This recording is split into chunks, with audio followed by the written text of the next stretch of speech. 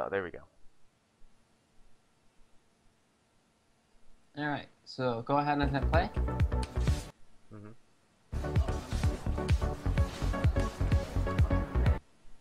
Alright, so this is basically how you do it. As you can see, I more or less just do an auto attack. I Q after, and then I move. So if you want to run through it one more time. Oh. So you auto attack Q, the Q cancels the auto attack, and then moving cancels the rest of the Q animation. So if you do it fast, you can basically finish it within about a second to a second and a half.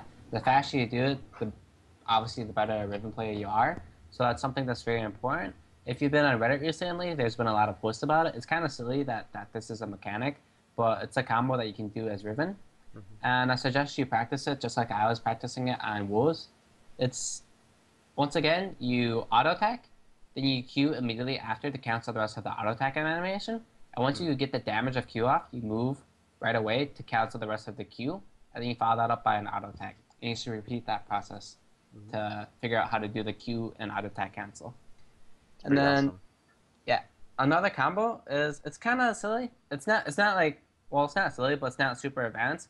Basically, on your third Q, you can E right before the Q and then Q after to extend the range of the Q, and people don't really expect it because E will cancel the slow animation of the Q. So if you E Q at the same time, it does it super quick. And if you click the video, I'll basically show you like how fast it goes. It's not something that's like super hard to do or super important, but it's something that teaches you basically that E cancels the rest of your animations and any spell, and W as well. So I'll just basically show you that E makes it go quicker, or quicker than it normally would at least.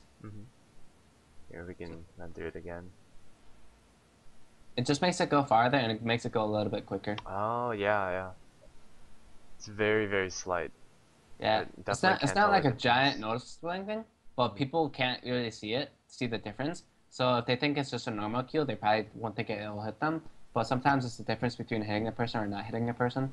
So, and then basically what I wanted to show with that is E cancels the animations of everything else. So you can cast EW at the same time, you can cast ER at the same time. You basically can use E anytime you want to use anything else as well. And that will cancel the rest of whatever's happening.